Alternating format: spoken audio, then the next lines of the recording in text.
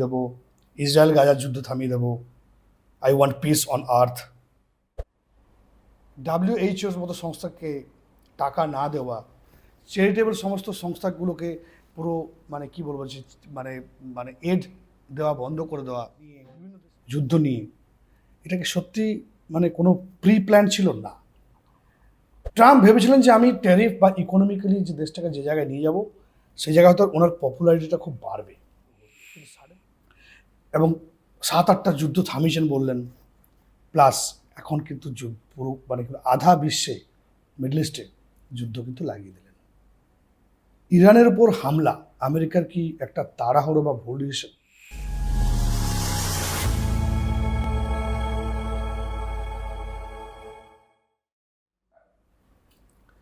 নমস্কার, আমি বিপ্লব কুমার সিনহার, আপনারা দেখছেন বিকে স্পট ফাইল।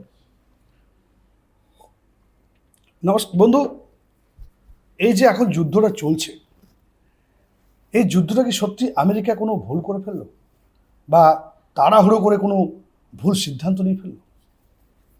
এই কথাটা বলার কিছু কারণ আছে। আপনারা যদি পুরো ব্যাপারটা একটু স্টাডি করেন, অনেকগুলো কারণ কিন্তু এর পিছনে রয়েছে।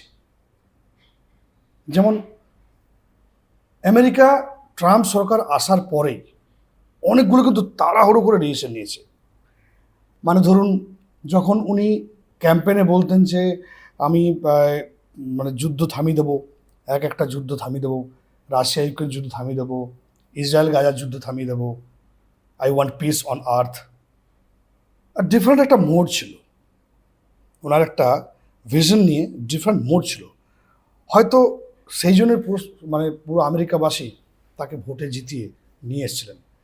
কিন্তু তারপরেই হঠাৎ করে খুব তাড়াহুড়ো করে ট্যারিফ চাপানো, পুরো ওয়ার্ল্ড অর্ডারের যে কান্ট্রি ওয়াইজ যে ওয়ার্ল্ড অর্ডার ব্যাপারটা ছিল সেটা কিন্তু পুরোপুরি ভোলটা বদলে দেওয়া, ইউএন চার্টারকে পুরো ভ্যালুলেস করে দেওয়া, WHO-র মতো সংস্থাকে টাকা না দেওয়া, চ্যারিটেবল সমস্ত সংস্থাগুলোকে পুরো কি বলবো যে এড দেওয়া বন্ধ করে দেওয়া, বিভিন্ন দেশের ইয়েতে বন্ধ করে দেওয়া, উন্নয়নশীল দেশের মধ্যে যে কার্বন ডাইঅক্সাইড যে আমাদের গ্লোবাল ওয়ার্মিংয়ের যে ব্যাপারটা ছিল সেখানেও কিন্তু ওরা পার্টিসিপেট না করা বা সেটাকে গুরুত্ব না দেওয়া, সব কটা ডিসিশন দেখুন।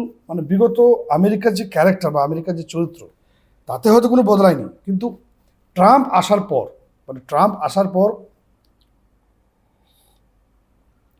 এই যে তাড়াহুড়ো করে সমস্ত কিছু ডিসিশন, এই ট্যারিফ নিয়ে, যুদ্ধ নিয়ে, এটাকে সত্যি কোনো প্রি প্ল্যান ছিল না। ট্রাম্প ভেবেছিলেন যে আমি ট্যারিফ বা ইকোনমিক্যালি যে দেশটাকে যে জায়গায় নিয়ে যাব সেই জায়গায় হয়তো ওনার পপুলারিটিটা খুব বাড়বে, কিন্তু সাডেনলি সেই পপুলারিটি কমতে কমতে একটা এমন জায়গায় চলে গেল যে উনি পরপর কিন্তু কয়েকটা ডিসিশন নেন। এক, ভেনেজুয়েলাকে অ্যাটাক করলেন, হামাসে উপর বড় পিস তৈরি করলেন। 2-3 মাসের মধ্যে কিন্তু ব্যাপারগুলো ঘটল, এবং 7-8টা যুদ্ধ থামিয়েছেন বললেন। প্লাস এখন কিন্তু পুরো আধা বিশ্বে, মিডল ইস্টে যুদ্ধ কিন্তু লাগিয়ে দিলেন। ইরানের উপর হামলা আমেরিকার কি একটা তাড়াহুড়ো বা ভুল ডিসিশন?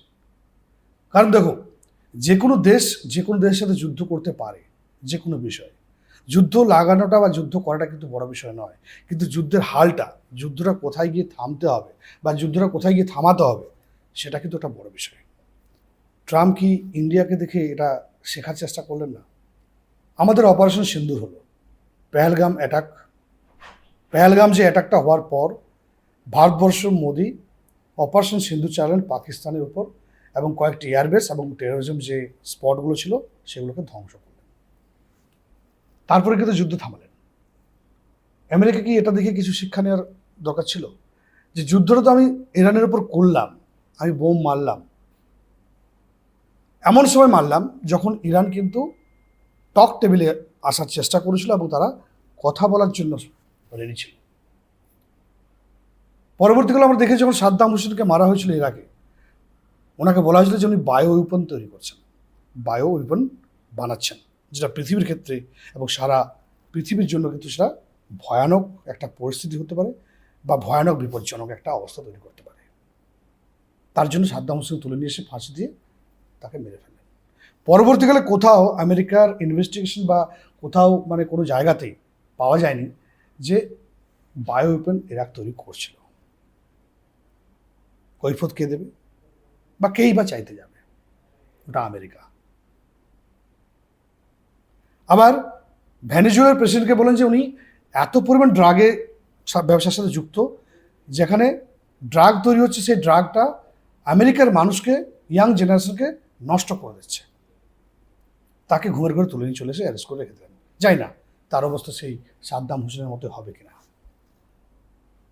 এখন ব্যাপার হচ্ছে যে আমেরিকা এখন কি করবে? আমেরিকা কি এই যুদ্ধটা তাড়াতাড়ি সামলাতে পারবে?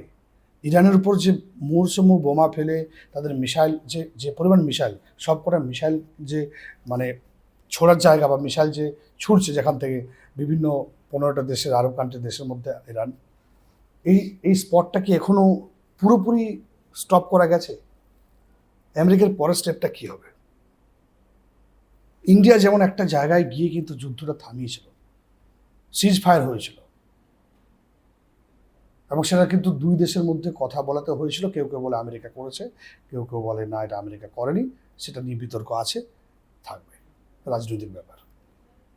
কিন্তু দুই দেশেরই যারা চরম পজিশন আছেন, ওই দেশের ডিএসপি আর আমাদের দেশের যে সিডিএস, তারা কিন্তু কম্বাইন্ডভাবে ব্যাপারটা বলেছিল যে we are agreed to come into a ceasefire status.